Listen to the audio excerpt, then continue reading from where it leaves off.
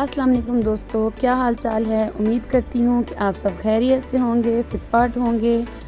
چلیں جی، آج ہم اپنی ریسیپی کا آغاز کرتے ہیں۔ آج ہم بنانے لگے ہیں آلو قیمہ۔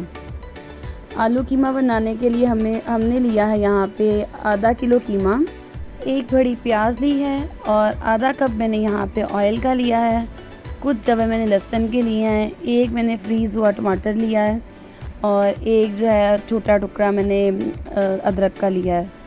چلیں جی، اپنی ریسیپی کو اب ہم سٹارٹ کرتے ہیں۔ یہ بہت ہی سمپل اور آسان طریقے سے بننے والی ہے، اس کو ضرور ٹرائی کیجئے گا اور اپنا فیڈ بیک ضرور دیجئے گا۔ اگر آپ کو یہ ویڈیو اچھی لگی ہو تو چینل کو لائک بھی ضرور کر دیجئے گا، آپ کا بہت شکریہ۔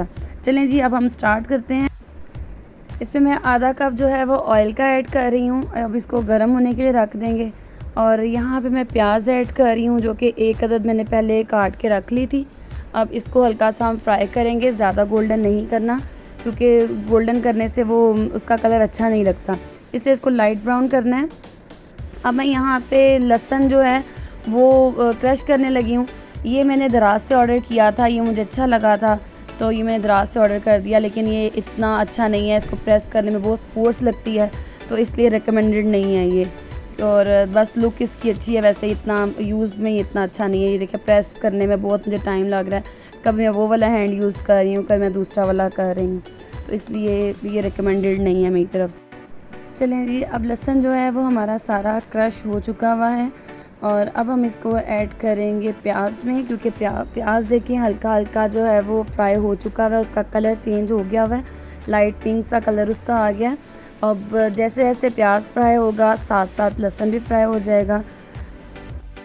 ٹماٹر کو میں نے 10 منٹ پہلے فریزر سے نکال کے باہر رکھ دیا تھا اور وہ اتنا انفریز ہو گیا تھا، اب یہ ایزیلی جو ہے وہ چھری کے ساتھ کٹ ہو رہا ہے، اور آپ بھی اسی طرح کیا کریں، لا کے کٹھے فریز کر لیا کریں اور آسانی سے 10 منٹ پہلے، کھانا بنانے سے 10 منٹ پہلے اس کو نکال لیا کریں۔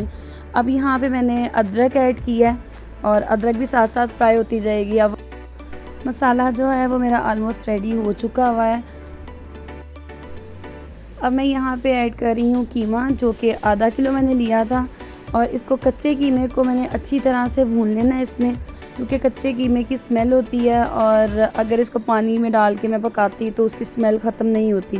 کچے قیمے کو اس طرح میں ساتھ ساتھ مسالہ فرائی کرتے کرتے ساتھ ساتھ میں اس کو بھی بھونتی جاؤں گی، اور ذرا بھی اس میں سے سمیل نہیں آتی۔ آپ اس طریقے سے بنائیں تو بالکل بھی آپ کے قیمے میں سے، سالن میں سے سمیل نہیں آئے گی۔ اور یہ دیکھیں ساتھ ساتھ جو ہے وہ پیاز جو ہے وہ بھی سافٹ ہو رہے ہیں اور ساتھ ساتھ قیمہ جو ہے وہ بھی فرائی ہو رہا ہے۔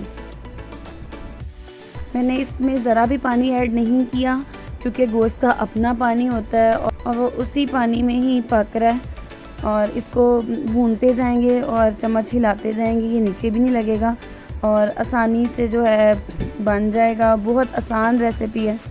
یہاں پہ اب میں ایڈ کر رہی ہوں ہلدی، 1 ٹی اسپون میں نے اس میں ہلدی ایڈ کی ہے۔ اب میں اس میں 1 چمچ جو ہے وہ مرچوں کا ایڈ کر رہی ہوں، لال مرچوں کا۔ اب میں یہاں پہ ½ ٹی اسپون جو ہے وہ نمک کا ایڈ کر رہی ہوں۔ آپ اپنی ضرورت کے مطابق جتنا آپ کھاتے ہیں آپ اس حساب سے ڈال سکتے ہیں، اور اپنے ٹیسٹ کے مطابق جو کم ڈالتے ہیں وہ کم ڈال لیں، جو زیادہ کھاتے ہیں وہ زیادہ ڈال لیں، یہ تو اپنے ٹیسٹ کے مطابق ہے۔ اب میں یہاں پہ ایڈ کر رہی ہوں تھوڑا سا زیرہ ایڈ کر رہی ہوں، ½ ٹی اسپون میں نے اس میں زیرہ ایڈ کیا ہے۔ اور اب میں دوسری طرف جو ہے وہ پین میں نے آلو فرائی کرنے ہیں اور پری ہیٹ کے لیے میں نے آئل رکھا ہے، اور اب ہم اس میں آلو جو ہیں وہ اپنے فرائی کر لیں گے۔ آئل چونکہ پری ہیٹ ہو چکا ہوا ہے، اب میں اس میں آلو ایڈ کروں گی اور اس کو ساتھ ساتھ میں فرائی کر لوں گی۔ ادھر جو ہے وہ میرا قیمہ جو ہے وہ فرائی ہو رہا ہے، اس میں نے بالکل بھی پانی ایڈ نہیں کیا، اور اس طرف جو ہے میں آلو فرائی کر رہی ہوں۔ اب یہ بہت مزے کے آلو بنتے ہیں، وہ ڈائریکٹ جو اب ہم آلو ڈالتے ہیں وہ اتنے مزے کے نہیں ہوتے، یہ فرائی کر کے ڈالیں تو یہ زیادہ مزے کے بنتے ہیں۔ یہ دیکھیں دوسری سائڈ پہ قیمہ جو ہے وہ فرائی ہو رہا ہے، ساتھ ساتھ بھون رہا ہے۔ اس طریقے سے جو ہے نا وہ قیمے سے ذرا بھی سمیل نہیں آتی۔ آپ یہ ایک دفعہ طریقہ جو ہے وہ ضرور ٹرائی کریں، آپ خود دعائیں دیں گے کہ نہیں یہ بہت اچھی ریسیپی ہے، تو یہ انشاءاللہ ضرور ٹرائی کیجئے گا۔ اور یہ دیکھیں بالکل بھی نیچے بھی نہیں لگ رہا، اور پیاز بھی جو وہ بھی سارے اس میں مکس ہو گئے ہیں، اور ہمارا جو قیمہ ہے وہ بھی آلموسٹ کوکڈ ہونے والا ہے۔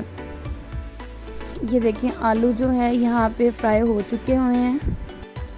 یہ دیکھیں قیمہ بھی ہمارا جو ہے فرائی ہو گیا ہوا ہے. اب میں وہ جو آلو میں نے الگ سے فرائی کیے تھے وہ میں قیمے میں ایڈ کر رہی ہوں. اب ان دونوں کی قیمے کی اور آلو کی اکٹھے بھنائی کریں گے اور بہت مزے کا یہ ٹیسٹی قیمہ بنے گا. اب میں یہاں پہ ایڈ کر رہی ہوں 1 ٹی اسپون سوکھے دھنیے کا میں ایڈ کر رہی ہوں اور اس کے علاوہ 1/2 ٹی اسپون میں اس میں زیرے کا ایڈ کر رہی ہوں.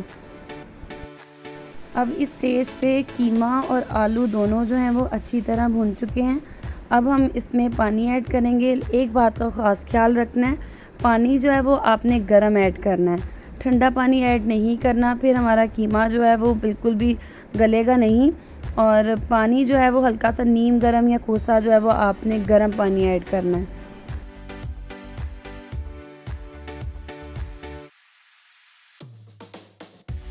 پانی ایڈ کر دیا ہے. اب ہم اس کو پکنے کے لیے رکھ دیتے ہیں 10 سے 15 منٹ کے لیے. اب ہم اسے پکنے کے لیے رکھ دیں گے.